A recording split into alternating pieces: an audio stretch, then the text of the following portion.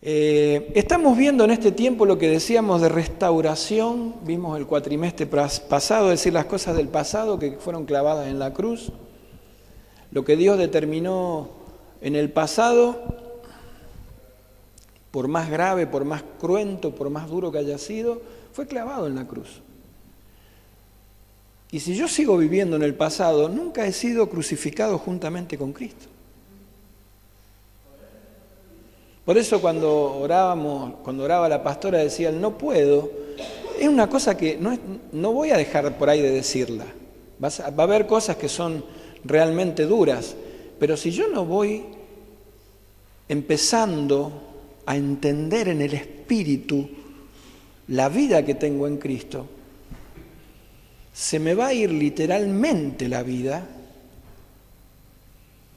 como si fuera una cuestión tan imposible para Dios. O sea, se me va la vida y yo sigo pensando que para Dios hay cosas imposibles, si yo vivo en el pasado.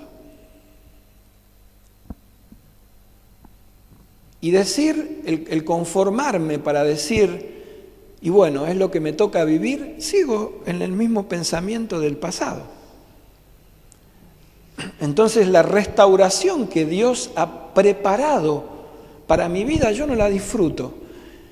Y entonces eso se manifiesta, se ve de una manera clara cuando no tengo deseos de adorar, cuando vengo a la iglesia porque es los domingos a las 10:30 de la mañana, cuando si puedo voy.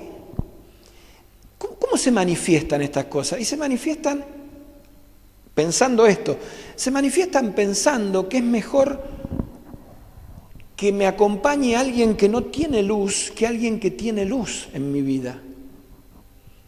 Es decir, es más potable para mí una vida acompañada por alguien que no tiene la luz de Jesucristo que por alguien que tiene la luz de Jesucristo. En lo cotidiano, en el enfrentar diario del trabajo, de las tareas cotidianas, el no sentir el gozo de la salvación, y cuando hablo del gozo de la salvación, no estoy hablando del concepto de que fui salvo una vez y que voy a ir al cielo, porque si no mi vida se va a hacer insatisfecha. Si yo creo que he sido sanado, he sido librado de los pecados del pasado y lo único que me espera es el cielo, vivo una vida insatisfecha porque no puedo disfrutar lo que Dios ha preparado para mí aquí en la tierra. Y literalmente la Escritura, aún en el Antiguo Pacto, el salmista dice, cuando callé mis huesos se secaron.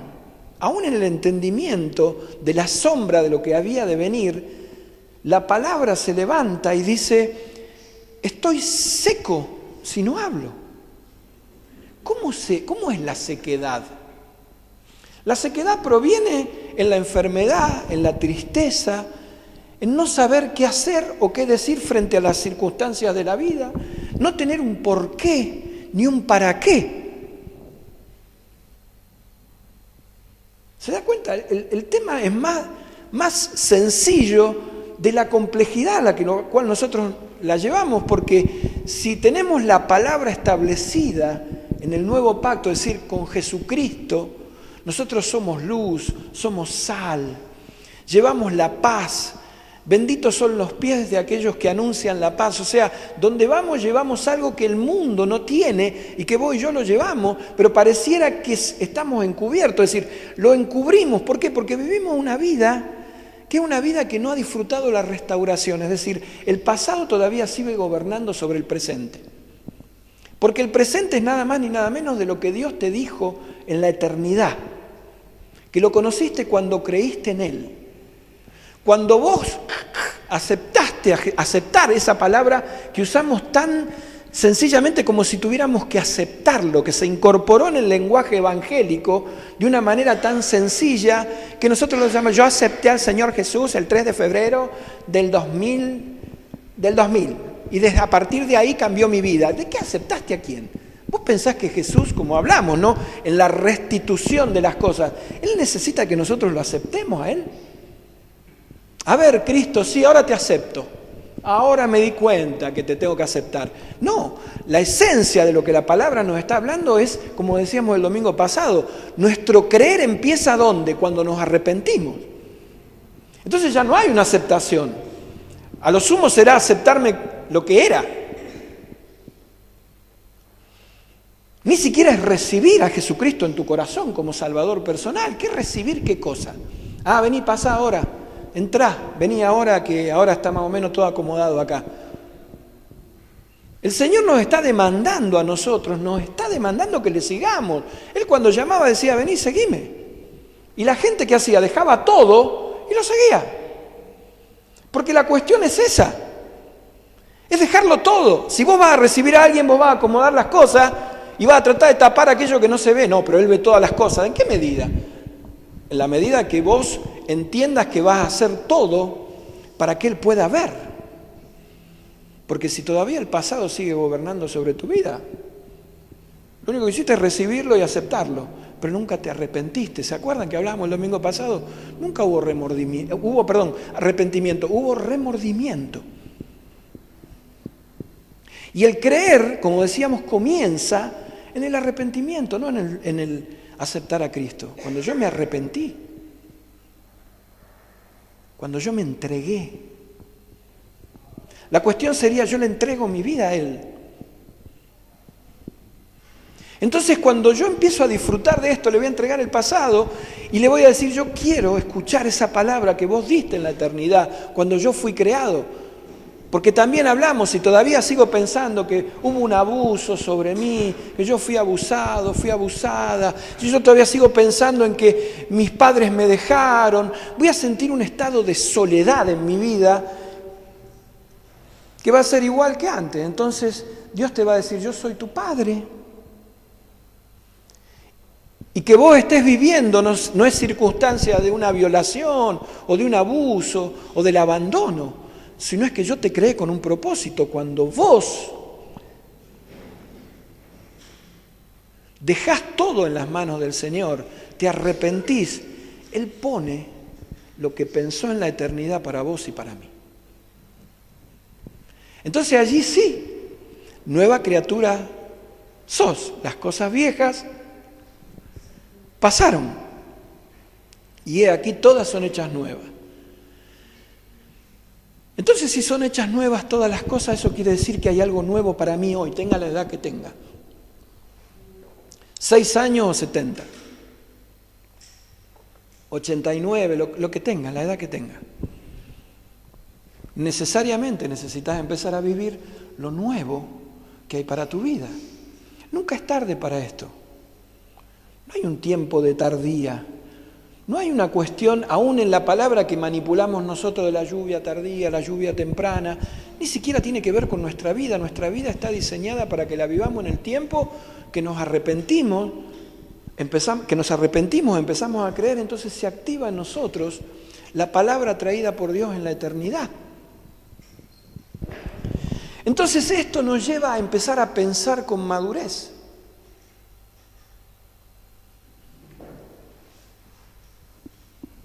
Porque si nosotros todavía vivimos en el pasado, no entendemos lo que está pasando en el presente, que bien venimos hablando en lo que es restitución. Dios restituye más allá de las cosas económicas, porque ese es el gancho. Dios te va a restituir siempre en lo material. Es una creencia que fue aportada en este tiempo para que la gente se acerque, porque lo otro es muy, muy poco. Eso es lo que creen muchos, ¿no? Lo que piensan mucho y lo que se imparte mucho. Este lugar, siempre digo lo mismo, estaría lleno si nosotros hablamos lo que hablamos hace 10 años atrás. Con lo cual esas cosas nos van a seguir acompañando. Los milagros, las señales, la autoridad en lo material, Dios nos va a seguir dando eso, pero no es lo que los 10 leprosos pensaron. 10 leprosos fueron sanados por Jesús, uno solo volvió a agradecerle. Porque eso es lo que sucede. En la multitud hoy hay multitudes que adoran a Dios. Y cuando vos te acercás a preguntarle a alguien, entre comillas, ¿no? ¿Qué es lo que realmente sucede en tu vida? Vemos que hay castillos que están fundacionados en la arena y no en la roca. Porque como hablamos, nunca hubo un arrepentimiento, es decir, nunca hubo una convicción de pecado, por más que sea más bueno que el pan. Desde el vientre de nuestra madre hemos sido concebidos en pecado. Hay una naturaleza que ya hemos visto, hay una naturaleza que nos hizo crecer en pecado, y por más que nosotros seamos más buenos que el pan, necesitamos tener el encuentro con Jesucristo, el encuentro cara a cara, para decirle: yo me arrepiento, aún no fundacionado en la maldad, yo me arrepiento de esta naturaleza. Y creo que lo que vos hiciste en la cruz fue para librarme de la esclavitud del pecado, para llevarme a una condenación y a un lugar que a vos nunca te agradó.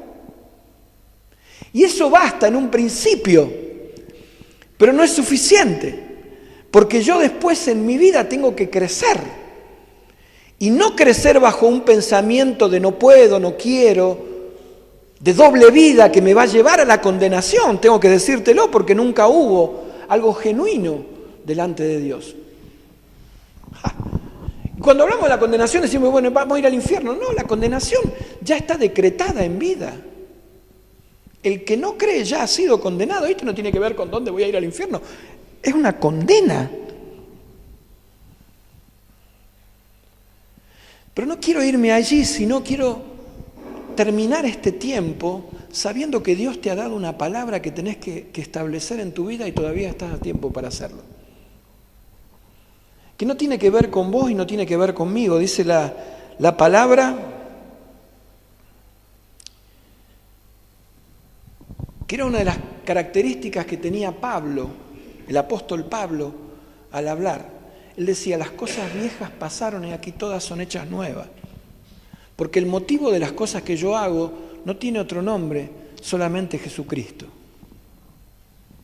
Entonces, como el cuatrimestre que viene vamos a empezar a ver lo que es consolidar una vida, es decir, la expectativa de Dios para lo que viene, porque no caemos en el cliché de lo que viene es mejor, porque es indudable. Hay gente que no lo sabe. ¿Quién te dijo? La gente vive con una expectativa de que lo que va a pasar el año que viene es vida nueva. Año nuevo, ¿cómo es el dicho? Vida nueva. Nadie en el mundo vive sin una expectativa de que lo que viene es mejor. Ocurre que tienen velos que no le dejan ver. Entonces es un cliché el decir: lo mejor está por venir. Yo lo sé que lo mejor está por venir, pero yo tengo que mostrarlo, no con lo que digo, sino con lo que hago. Salir de la depresión no es una cuestión de un curso de sanidad interior. Salir de la depresión es la vida de Dios puesta en alguien que va a hablarle a otro y decirle: ven y yo te acompaño, porque lo que Cristo hizo en mí lo va a hacer en vos. Es traer la palabra, esto de Juan capítulo 1, el verbo se hizo carne, es empezar a creer. Acuérdese que creer, no cree nadie sin arrepentimiento. Empezar a creer que lo que estoy diciendo es verdad. Empezar a creer que lo que voy a hacer es de Dios. Empezar a creer que, claro, lógicamente, que lo que para mi vida toca es mejor, aunque esté en medio de la persecución. Aunque esté parado al lado de un hombre con bicicleta, y ese hombre con bicicleta, una camioneta lo arrastre, y yo entienda que si Dios me salvó, como sucedió en Barcelona, no es porque tenía pensado algo malo para él, sino porque yo no estoy haciendo la tarea de ser luz en el lugar donde estoy. Se terminaron, vio, los atentados donde ahora ponían una bomba, atacaban una mezquita. Ahora vos y yo que caminamos por la calle podemos ser levantados como pala. Porque ¿esto qué es? ¿Una cuestión del mal? Si el mal está. Quiero hacer un paréntesis, ¿no? El mal estuvo siempre. Desde que el hombre pecó, Satanás comenzó a tomar autoridad porque se la dio el hombre en la tierra. El mal siempre ha estado bien, hay una difusión muy notoria del mal. Es decir, hoy nos enteramos por las redes sociales de lo que es el mal, pero el mal estuvo siempre. Acuérdense de Sodoma y Gomorra, o sea, nosotros hoy nos espantamos de las cosas porque, claro, tenemos acceso a una medida que está siendo usada como mal también, que son los medios de comunicación. Pero la tierra siempre ha sido establecida a partir de que el hombre pecó bajo un razonamiento de mal, bajo una secuencia espiritual en la que Satanás tomó dominio en la medida que el hombre retrocedió, en la medida que el hombre se juntó acá adentro, en 4 paredes, hizo grandes templos, hizo grandes cosas y se juntó ahí adentro, entonces la gloria de Dios baja ahí. No, hermano, mire, la gloria de Dios baja ahí, pero usted tiene que ser gloria de Dios en el trabajo, en la escuela, en la calle. Usted tiene que ser gloria de Dios en ese lugar, tiene que tomar autoridad y de alguna manera decirle a la persona que está al lado suyo: Jesús te ama, vení que te llevo para acá. Entonces la camioneta pasa de largo y se estrella contra una pared, porque eso es lo que hace Dios. Cuando el hombre deja de hacer, Dios no hace, porque somos instrumentos de Dios en la tierra, instrumentos útiles, dice la palabra. Esto es la restitución, esto es lo que Dios quiere para tu vida, y ni siquiera estamos hablando de la palabra que fue traída en la eternidad. Hoy se ven muchos hombres y mujeres que se postran y se tiran y alaban adentro de un salón, pero poco se ve fuera, poco se ve en los barrios, poco se ve en la calle. No, ponemos rejas a nuestras casas, alarma, ponemos todo tipo de tecnificación para que no entre el enemigo, cuando en realidad somos luz y tenemos que pisar, y de eso se declara lugares que están llenos de demonios, pero como somos luz y tenemos autoridad, cuando pisamos el demonio se va, porque eso era lo que pasaba con Jesús, y contamos las historias de Jesús. Esto es empezar a pensar maduramente. Por eso Pablo establecía esto. Ustedes se están preocupando por quién es mejor. Allí a los corintios le estaba hablando y le decía: ¿quién es mejor, Apolos o yo? 1 Corintios 3, del 1 al 4, le daba con un caño a los corintios.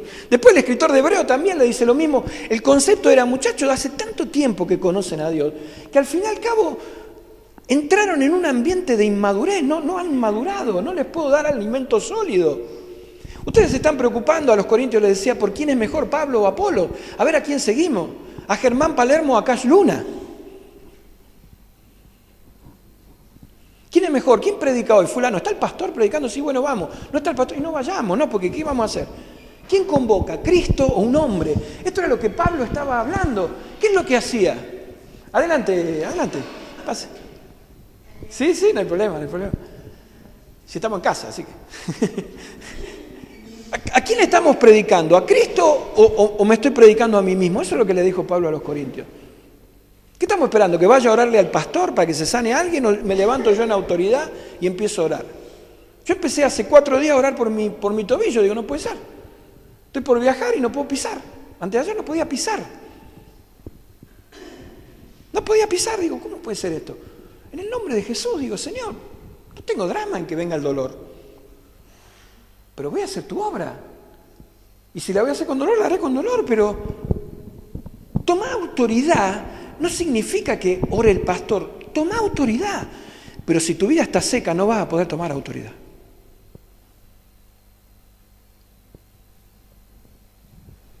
No, yo no me meto en esto, no sé. ¿Dónde se ve? Los valientes no se ven en la victoria, los valientes se ven en la derrota.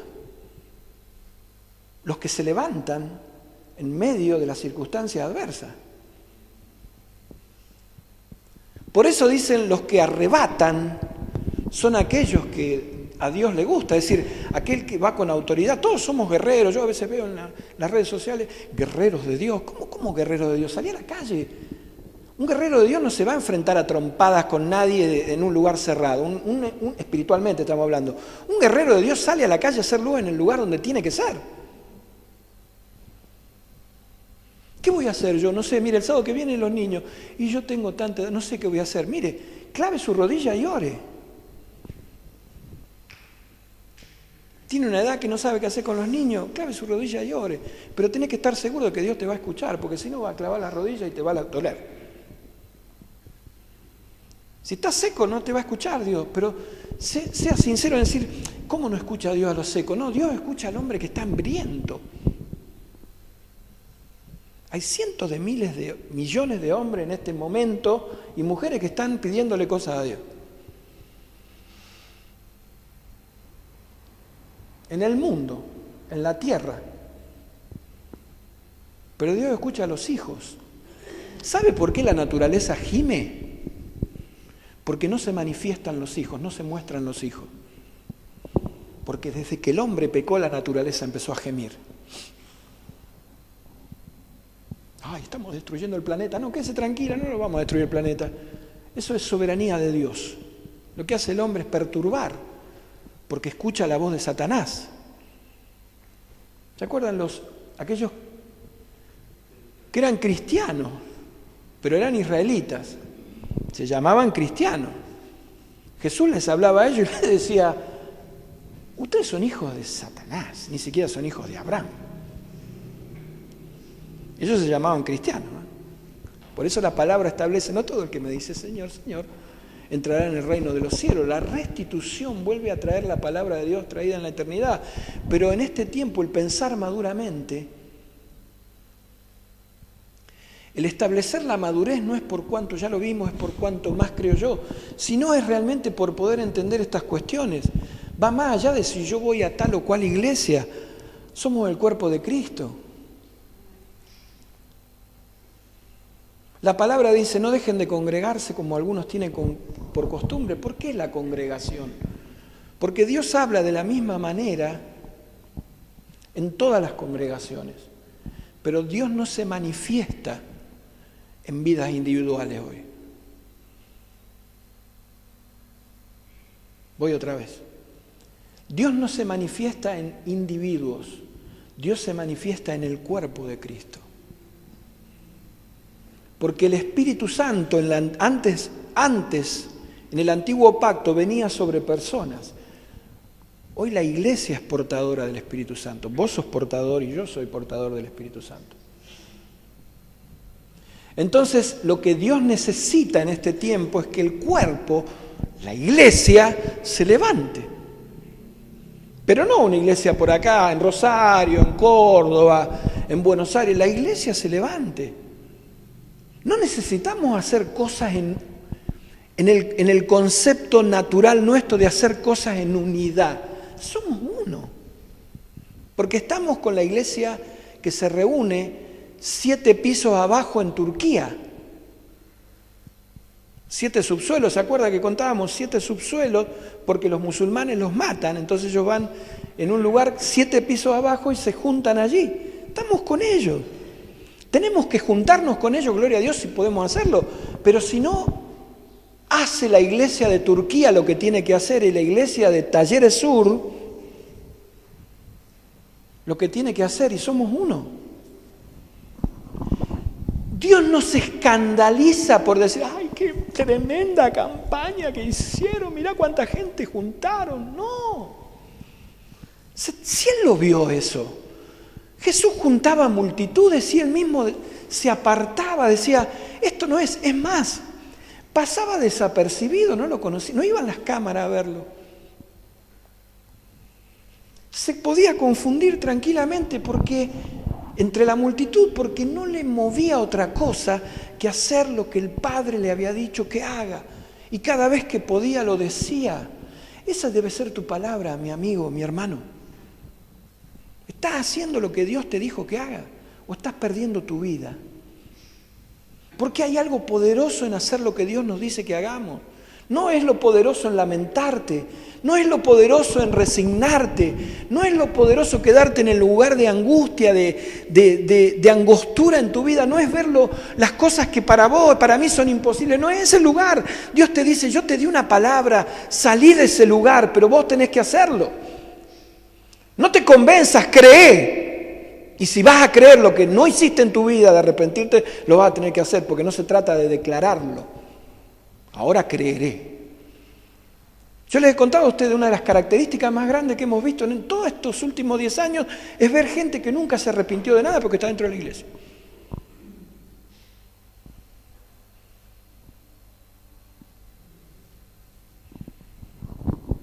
arrepentidos porque el reino, esa es la prédica de Pedro, arrepentidos porque el reino de los cielos ha llegado. Muchos preguntaban, ¿de qué me tengo que arrepentir, pastor? De tu condición. Naciste en una naturaleza, naciste de una madre, te sacaron de la panza, te sacaron del vientre de tu madre. Porque eso es lo que quiebra espiritualmente todas las negociaciones que Satanás hace con el hombre. Y no se quede ahí, no se quede en el arrepentirse, empiece a crecer, porque de eso se trata.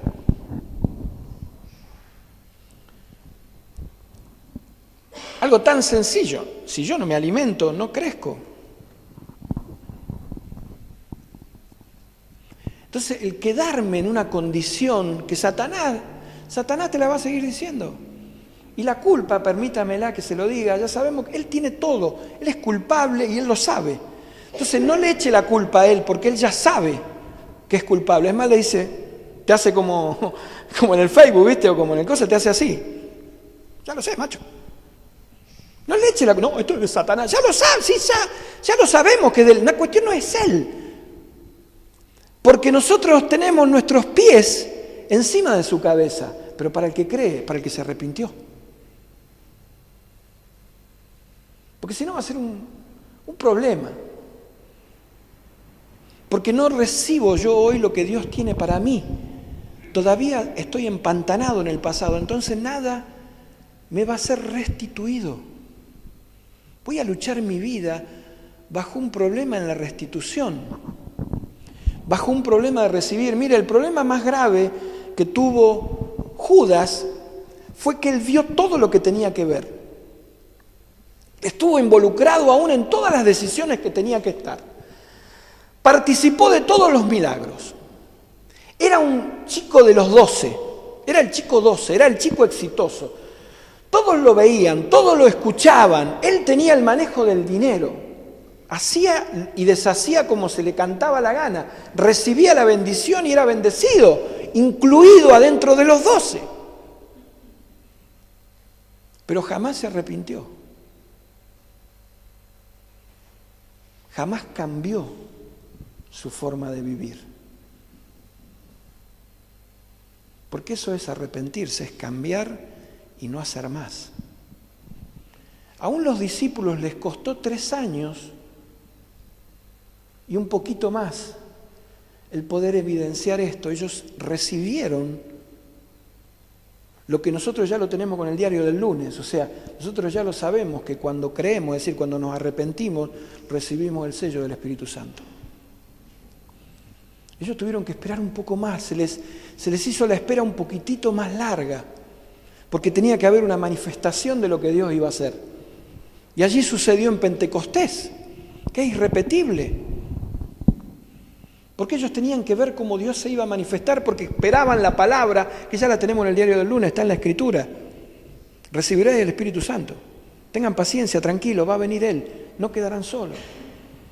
Nosotros ya vamos con esa palabra en nosotros. Eso es lo que ha sido restituido sobre tu vida y sobre mi vida, el poder tener el privilegio, si querés, de poder adorar en espíritu y en verdad. Entonces, no importa si estás sentado, parado o acostado, pero si lo haces en espíritu y en verdad, Dios se da cuenta. La efervescencia no viene por saltar o gritar. Hay diferentes manifestaciones del espíritu. Ahora, si tu vida es una vida seca, no va a entender esto, por más que te lo diga. No, levántese, hermano, abra su boca, grite. Tu vida está seca, no lo va a entender. Va a decir, me están imponiendo algo en la congregación que yo no quiero. No lo haga, hermano. Es más, tantas veces este pastor les ha dicho a usted con mucho amor, no venga a estar sentado acá porque es un tiempo perdido necesariamente en un horario central para la casa. Si vos venís acá a estar sentado, te amo, te abrazo. Podés hacerlo, decir, quédese, no lo haga, no escuche esto, pero hay algo que Dios te está trayendo acá para que puedas ver y escuchar su voz. Y decir, no, voy a empezar a hacer lo que Él me dijo. Esto es la restitución, esto es lo que Dios quiere para vos y para mí en este tiempo. Es poder salir de la pobreza espiritual. la que me lleva a un estado de insatisfacción y permanente necesidad. El que es restituido sale de la pobreza espiritual. Nos gusta hablar al revés. El que es restituido sale de la pobreza material. Entonces ahora vas a empezar a tener lo que siempre tu vida, Dios trajo para tu vida. ¿Qué es lo que Dios trajo para tu vida? Si yo no puedo escuchar la voz de Dios en lo íntimo, por más que escuche un gran mensaje que me diga que todas las arcas, todos los dineros van a venir, todos los negocios se me van a volcar, está buenísimo porque Dios lo va a seguir haciendo, como lo hizo desde la eternidad, como su misericordia que se renueva cada día. No es una función matemática, pero sí es establecido en el Espíritu el que yo pueda adorar en espíritu y en verdad. Es sí establecido en el Espíritu que mi vida sea una vida de privilegios en el Espíritu. Porque todo lo que es espiritual se va a notar en lo material. Porque hombres que aún en la más extrema pobreza viven una vida en la que no te preocupes, tomo agua en un tachito de tomate. No se trata de eso. Porque pobre es aquel que no entiende las riquezas de Dios. Ese es un pobre. Entonces con esa mirada yo veo ricos que son pobres. Eso era lo que transmitía Jesús. Eso es lo que veía el Señor Jesús. Gente que tiene 5 o 6 autos pero no puede movilizarlos para hacer una obra de caridad. Pobres espirituales, gente que tiene recursos, pero tremendos, que no le preocupa donar cosas.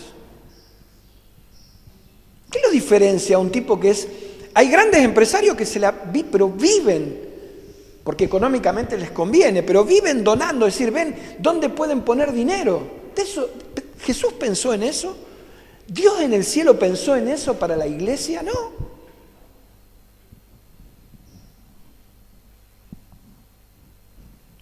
Pero eso trae como una cosita para el corazón, porque si el pastor no habla de esto no me conviene, me voy a otro lado. Perfecto, hermano, lo bendigo, vaya. Hemos sido diseñados para entrar en la oscuridad y para arrebatar personas de la oscuridad. Hemos sido diseñados para llevar luz a lugares tremendos. La palabra de Dios transforma de tal manera, pero sale de nuestra boca.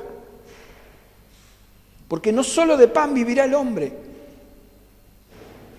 Esta es la restitución, esto es lo que Dios está trayendo para tu vida. En el lugar donde está oscuro y ha sido luz, lugares donde vamos y nos maltratan, nos tratan mal, nos insinúan, nos sentimos agobiados, llevamos la bendición de Dios y la palabra establece esto. Cuando has sido rechazado, salí de ese lugar porque la bendición literal en la palabra se va con nosotros, no queda en ese lugar. Ya Dios nos dijo lo que teníamos que hacer, ya lo hicimos, suficiente. No está diseñada nuestra vida para convencer a las personas. De hecho, que estamos preparados para llevar luz, es decir, afectamos los ambientes donde vamos. Si no podés afectar un ambiente, estamos en un problema.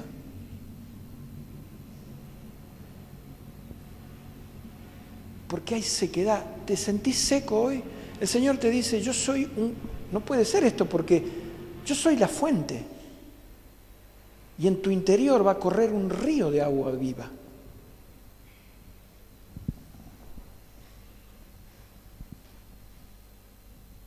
¿Me explico? Un río de agua viva que viene de una fuente inagotable. ¿Qué quiere decir? El agua es el símbolo, producto de la vida misma de Dios.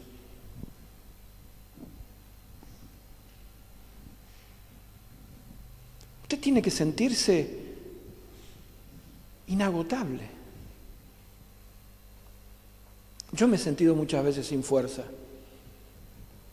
Pablo decía, no lo he logrado.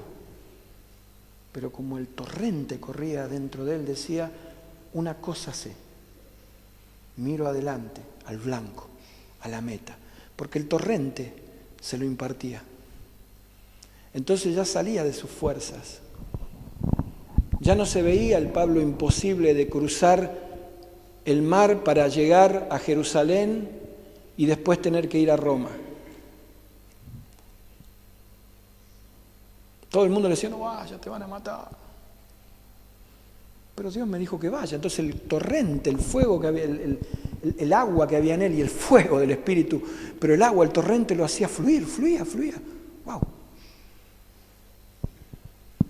Por eso para Dios no hay cosas imposibles, porque Él colocó en mí y en vos el mismo poder que actuó en la resurrección de Jesucristo. Entonces, vemos en la restitución que hay una palabra poderosa sobre nuestra vida, más allá de la palabra precisa que Dios nos ha puesto. Porque la naturaleza de Cristo genera vida. Y generar viene de generosidad, es decir, como siempre dijimos, el generoso no vive en necesidad. Generar es generosidad, es dar, es producir. Nuestra naturaleza, por naturaleza, es una naturaleza productiva. Genera, da, produce, imparte, lleva, no mezquina. Pero es más fácil que sea para allá que para acá, que para allá, que para Dios. Porque el que genera no espera recibir, tiene lo necesario, no le falta nada. Un generador tiene que tener lo necesario para producir. Listo, es generador. Nuestra vida es una vida generosa. Producimos por naturaleza. ¿Qué le vaya a pedir consejo usted a quién si usted es un dador de consejo? Mira, el consejo es que te cuides porque a mí me fue mal. ¿Eso es un consejo? El consejo es, mirá, lo mejor que te puede pasar, que no es malo el consejo, es que estudies y que trabajes y que le pidas a Dios que te ayude. ¿Eso es un consejo? Sí, es un consejo, pero ¿para quién? ¿Para conveniencia de quién? Nuestra mente ha sido tan gobernada por años por no entender que tenemos la mente de Cristo, que lo primero que se nos viene son estas cosas, cuando nuestra dependencia, nuestras cosas son, el proveedor nuestro es Dios, el generador de las cosas nuestras es Dios. Nuestra vida es una vida de generación, entonces lo que nosotros producimos cuando ofrendamos no es que le damos a Dios. Porque el que produce nuestra riqueza, nuestros bienes es Él. Necesariamente lo que tenemos que hacer es devolverle a Él en la generación de las cosas. El concepto de darle a Dios, que no está mal, pero digo, nuestro concepto de dar es un concepto no desde el que somos generadores, sino el que le vamos a dar a Dios saber de lo que tenemos. Entonces nos creemos que somos proveedores en nuestra casa, del trabajo, que somos proveedores de... Pero no nos vemos proveedores de Dios. ¿Se entiende lo que digo? Nos vemos nosotros proveedores de las cosas. Lo cual es cierto en cierta medida, lo cual es cierto en una parte. Pero nosotros somos proveedores de Dios, porque de Él tomamos y damos. Como es la fuente inagotable es Él y nosotros somos nada más que el torrente, un pedazo del torrente, fluye en nosotros lo que vamos a hacer. Si la fuente se termina la vida. Se seca la vida, si lo que vamos a empezar a recibir no lo recibimos de Dios. Satanás es dador.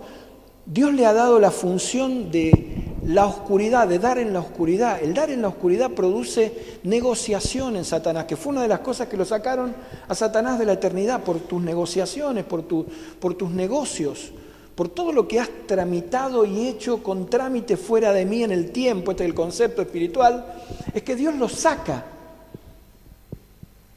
del cielo.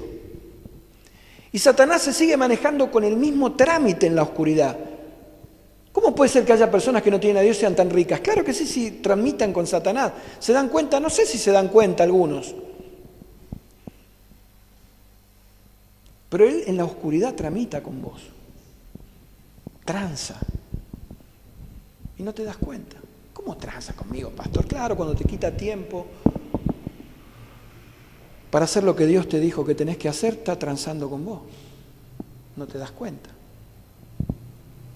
Cuando te saca el pensamiento, cuando te quita, no te saca, te pone velos, te tapa el pensamiento de Dios, te está tratando con vos.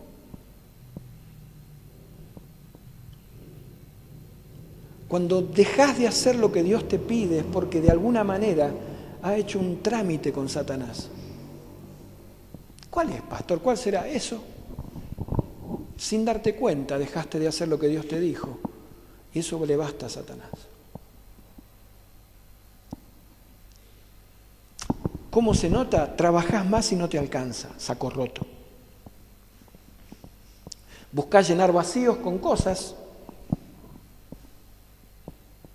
Cuanto más grande, mejor.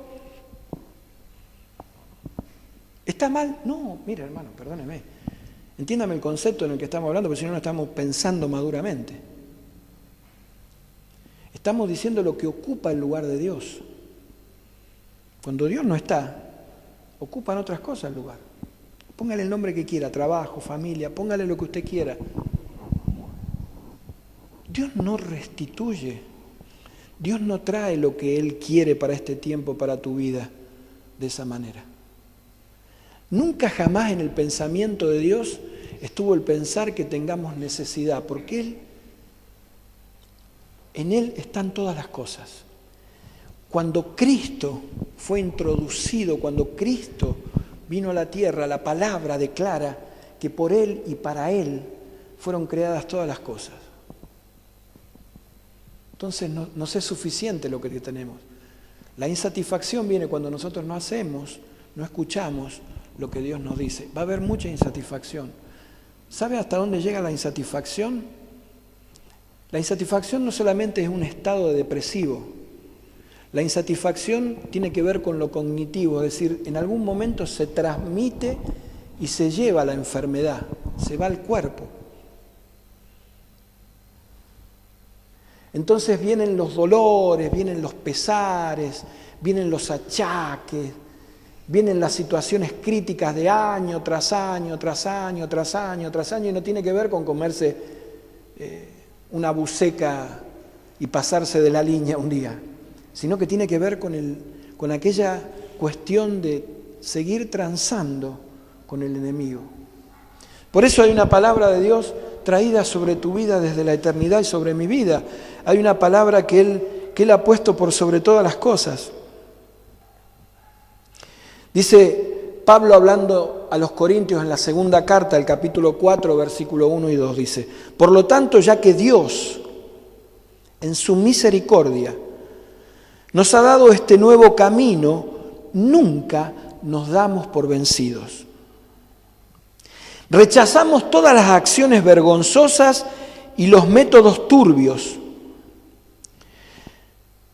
No tratamos de engañar a nadie ni de distorsionar la palabra de Dios. Decimos la verdad delante de Dios y todos los que son sinceros lo saben bien. Esta es una palabra declaratoria sobre lo que Pablo entendía sobre la restitución. No hay nada de plata ahí, no hay nada material. Está basado en la misericordia de Dios. Porque lo que interesaba a Pablo y lo que interesa a Dios, y eso iba atrás, Pablo iba tras esta palabra y los apóstoles iban tras esta palabra y los hombres que entienden lo que Dios quiere, vamos detrás de esta palabra, es que no importa lo que suceda en el momento que suceda. Lo que para Dios es trascendente es su misericordia. Por eso la restitución de Dios para tu vida y para mi vida, y este es el título del mensaje de hoy, que lo voy a decir al final, es la misericordia de Dios. Bajo la condición en la que estás lo vas a ver. Porque hay gente que ve la misericordia de Dios y está en una condición de carencia, entonces lo ve a Dios como un proveedor. ¿Está mal? No, no está mal, pero es insuficiente. Está aquel que está en una condición de sobreabundancia Entonces, de la única manera que va a ver a Dios es una manera de protección para que no se vaya lo que tiene y le dé más. Entonces, el Salmo 46, Dios es nuestro amparo y nuestra fortaleza. Si estás en una condición de tristeza, vas a ver a Dios también como un escudo, como un compañero. Todo depende de la condición. La misericordia de Dios la va a ver. ¿Está mal? No, está bien, pero es insuficiente. No podés vivir una vida en una condición. Tu vida no se puede manifestar solamente en una condición. Porque dice Pablo, declara en esto que lo que lo movilizaba a él era el torrente, la fuente que venía y que le daba agua todo el tiempo, que no se secaba. Entonces le decía, esto me hace que no me dé por vencido. No me quedo en el lugar donde estoy. No me voy a sentar, no me voy a acostar, no voy a decir ya está todo terminado. No me doy por vencido. Y esto estaba establecido en la palabra para Pablo. Y está en la palabra porque Pablo vivía la palabra y porque vos y yo necesitamos vivir la palabra. No te des por vencido. No te des por vencida. No es el lugar en el que está, no es el ámbito ese para ver una condición nada más a Dios con una condición. En Él están todas las cosas y todas las cosas fueron en Cristo para que nosotros podamos disfrutarla. Por eso Él dice, yo no me doy por vencido. Llegué a la cruz y no me quedé en la cruz. Yo di mi vida y la tomo y la vuelvo a tomar para que vos tengas vida. Él no se quedó. Él no se apocó. No se secó. Entonces se levantó de la cruz con toda autoridad y dijo muchas cosas, más cosas, mejores cosas que las que me han visto hacer y he hecho yo, ustedes harán. ¿Transmitido desde qué lugar? Desde el lugar del autoconvencimiento, no, desde el arrepentimiento y creer. Por eso volvés a la cruz. Si estás en una condición de mojón, establecido en un lugar quieto, Dios te dice, no somos mojones, somos un torrente. Somos un torrente. Fluye en nosotros el río de agua de vida que necesariamente necesita llevar vida a otros. ¿Qué edad tendrás? No lo sé. Poco, mucho como yo, más que yo. Dios te dice, sos un torrente. Hay una fuente inagotable. Hay algo que no se termina, no te des por vencido. No hay ninguna situación en este mundo que nos pueda vencer, porque arrebatar es lo nuestro. Eso es arrebatar, eso es ser valiente, eso es levantarse. ¿Por qué vemos a personas que están pasando por procesos de enfermedad, de crisis severa económica y se apocan, se achanchan, se estancan, se dan por vencidos? Entonces piden, hagan una cadena de oración, a ver si podemos salir de este lugar. Gloria a Dios por la cadena de oración que vamos a seguir haciendo. La iglesia se va a seguir asombrando, y lo digo con autoridad, de que aparezcan enfermos ahí que nosotros estamos orando y aparezcan por la puerta. Como le pasó allí a Tabita, ¿se acuerda? En Jerusalén. Sí, está Pedro en la puerta. Ah, sí, sigamos orando. Estaban orando por Pedro que estaba en la cárcel.